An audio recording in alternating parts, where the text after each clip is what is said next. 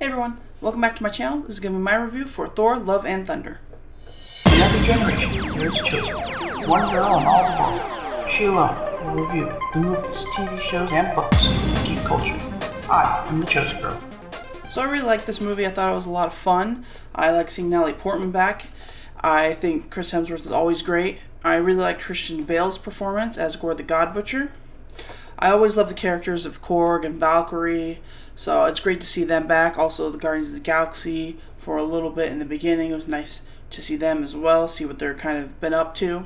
Even though I wish we kind of got a little bit more of the Guardians. I don't think a couple of them didn't, maybe got like one line. So I wish we got a little bit more of them. I think that the way Thor splits from the Guardians was a bit clunky. I think that it could have been done in a little more organic way. It kind of feels like we had to shoo away the Guardians from the movie so that we can get into the Thor stuff, but I just wish it was a little bit more organic. Like, they could have been going with him to this mission, and then he realizes, because he's a god, that he's the one that has to take care of this, and they can go off and do other things. It just kind of felt really clunky of, oh hey, this is what's going on, there's Sif, you gotta go, Thor, let's kick you off. That was a little bit weird. So I wish it was a little bit more natural in how he split from the Guardians, but it was still nice to kind of see them at least a little bit. And I did like seeing Lady Sif back. I wish we got a little bit more of her. I did like her one scene where she wanted to die and go to Valhalla, and Thor tells her maybe her arm is in Valhalla. I thought that was a little bit funny, and then of course we had a little clip of her training at the end. So I wish we got a little bit more of Sif, really catch up with her and what she's been doing. But there's a lot of characters, and we had to bring Natalie Portman back and catch up with her, so I get why we didn't, but I do think we could have used a little bit more of Lady Sif. Hopefully going forward, maybe we could have Sif and Valkyrie team up. That would be kind of fun. I'd really like that, actually. Let's do that. And so I really liked seeing Sif, and Korg even mentioned this guy died, that guy died, and it was all of the Warriors 3 from Ragnarok, which was a little sad. But the beginning of the movie really kind of catches you up on what Thor's journey has been up until this point. So that was kind of cool. I liked Korg kind of narrating the beginning and the end and kind of throughout the story. I really loved the Korg character. I thought Natalie Portman was good in this movie. I've heard some complaints about her in the role of Mighty Thor. I thought Natalie Portman was fine. She looked like she was having a lot of fun compared to Thor the Dark World. So I thought she did fine, and I liked that Mjolnir breaks apart and then reassembles. I thought that was really cool and a new way to use that weapon. So I don't know. I enjoyed Natalie Portman in the role. The cancer storyline I knew was coming. I wish we maybe got a little bit more time with that, especially towards the beginning with her. And it was great to see Darcy back in a little cameo. That was nice. And even Selvig had this even smaller cameo. So I wish we maybe would have got a little bit more of that, of those characters and Natalie Portman in the beginning of the movie. But I thought she did great as the Mighty Thor. She got in shape, and I thought she looked like she's having a lot of fun. She's always eager to get into the action, so I didn't have a problem with her in the role. I thought it was good to bring her back. It was fun going to Omnipotent City and seeing Zeus and the gods. Russell Crowe as Zeus. Bast, the Panther god from Black Panther, was also there, as well as Korg's god, the Cronin god, and then also there was Bao, the god of dumplings, which was a bit much, I thought. But am I the only one that I really thought Korg's Cronin god would be the one to save him and rebuild him, but he didn't, and so I don't know why we introduced him there if he was going to do nothing. But it's kind of cool to see a little bit more of Korg's race in this movie, I guess, and kind of learn about how they make baby rock people Cronins.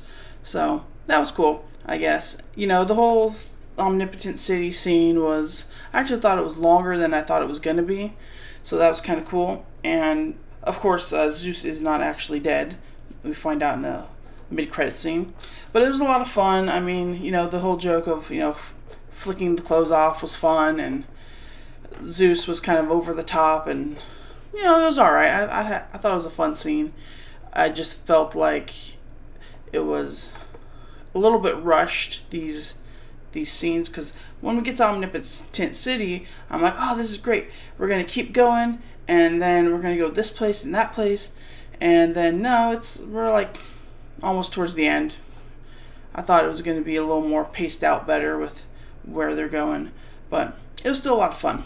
But while this was a fun movie, it was a little too on the silly side of things for me. I know that that's like Taika Waititi's brand, but sometimes directors need to be reined in a bit with their styles. I think James Gunn is also one of those directors, and Zack Snyder as well. They have a certain style which I think is best used in moderation, and I think Taika Waititi just overdid just a little smidge with the silliness. I could have used a little bit more balance in the tone, and also balance in the pacing of the movie. Like I said, it feels a little bit rushed, like we're just rushing towards that end.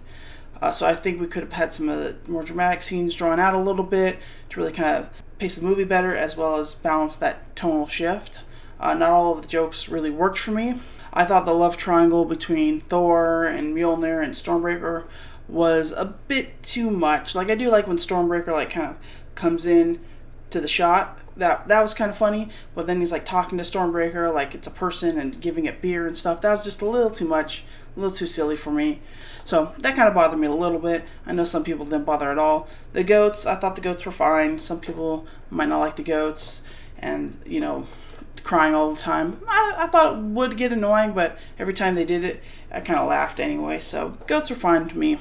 And Christian Bale as Gore the God Butcher, I thought he did a really good job in his performance. He came across as really creepy and like kind of scary. He was often doing a little bit of Gollum from Lord of the Rings for me sometimes, especially with his voice inflections. But I did think he came across really creepy, like when he kind of just emerges from the shadows, and especially when that scene with the kids in the cage and he just kind of emerges and you see him. It was really creepy, I thought. And so I do think he did a good job. The one thing I feel is missing is that we could have used a bit more of Gore. We could have had him butchering a god before he runs into Thor, just to kind of up that threat level, that we know that he is threatening and he is powerful and he can take on Thor. Because I feel like that's kind of missing. It's like we saw him kill the one god in the beginning, and then he just takes on Thor, and then he immediately is captured kids. And it just kind of feels like we're missing one more scene with him to really kind of build that threat level of Gore the God Butcher. So that's one of the things that I think could have been improved on in this movie. I also like seeing Heimdall's son. I thought that it was cool that he had his dad's eyes and he has the powers, who we never knew about. But Heimdall had a son and a wife apparently. And while I don't know how Thor can grant the kids his powers temporarily, I thought it was cool to see all of the Asgardian kids and then like a one werewolf kid and some other kids get the powers and take on the shadow monsters. That was kind of cool. And I liked seeing the kids look up to Thor because he is the god of thunder, and so it makes sense that the Asgardian kids will look up to him as a hero. So it's nice seeing Thor being the hero for the kids and inspiring them, telling them to be brave and strong and fight.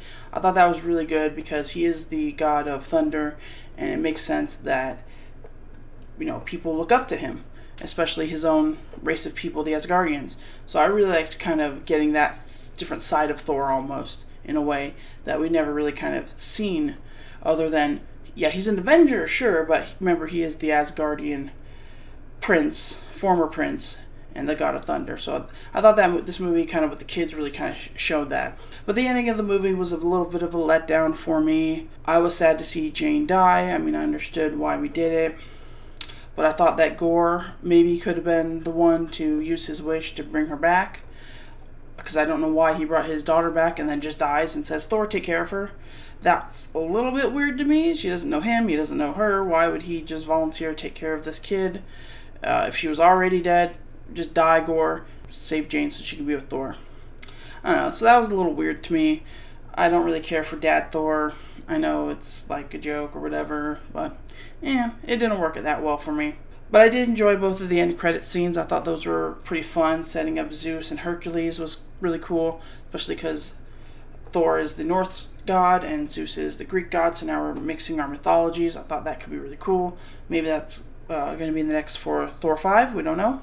And I did love seeing Heimdall back at the very end with Jane going to Valhalla. I would love to see like a Thor and I would love to see a Heimdall and Jane like team up in Valhalla. That could be like a cool movie or TV show or something. So that was kind of nice, seeing Heimdall back. And maybe he can even somehow, we don't really know how Valhalla works or all these other realms. And, I mean, in Moon Knight, Stephen and Mark came back from the Duat, which is the Undead. So maybe Jane and Heimdall can come back? We don't know. So I did enjoy this movie overall. I think it is a lot of fun. I think it could have toned down some of the silliness a little bit. Could have been a little bit longer, maybe add a couple scenes more with gore. Maybe a couple more scenes with Jane and really flesh out her cancer storyline a bit. So I think with a few little edits and some extra scenes, I think this could have been a really good movie. Maybe a little bit more of the Guardians in the beginning. It just feels kind of really rushed all throughout. I feel like we could have just added, I mean, it's under 2 hours, so for Marvel standards, that is kind of rushed. So just a few more scenes, tone down the silliness a little bit. This could have been a really good movie. I still like it a lot. It's not as good as Thor Ragnarok, but it's still definitely better than Thor the Dark World. I put it maybe on par with the first Thor movie, maybe. I really do like that first Thor movie. And apparently there was a lot cut from this movie. Like there's like a 4-hour edition. So I would love to see the deleted scenes. Like Lena Headey, the actress from Game of Thrones, was supposed to have a role in this. That was all cut. So there's a lot on the cutting room floor. And I would like to see the deleted scenes to see if maybe we could have put some of those back in and made it a better story. Or if what we got was the best version of it. So I think I would like to see another Thor movie. Maybe with Taika Waititi, if he can just kind of rein in his sensibilities a little bit. I think it could be really good. So this was a lot of fun though, and it was great to kind of catch up with the character that we all loved. Because after Marvel Phase 4 has introduced so many new characters, I thought it was just nice being with characters that we know and love, like Thor, Valkyrie, Korg, and even Jane. So, and even like Sif and Darcy, who was in WandaVision. And Sif made a cameo in the Loki show. So it was kind of good to get back to core characters that we know. And it kind of feels a little comforting because the Phase 4 of Marvel's kind of been all over the place so far. But I thought this was a nice palate cleanser from all of that. So I had a lot of fun with Thor Love and Thunder. So that's my review, everybody. Let me know your thoughts in the comments below, and stay tuned to the channel for more reviews. And until then, just chill, baby cakes.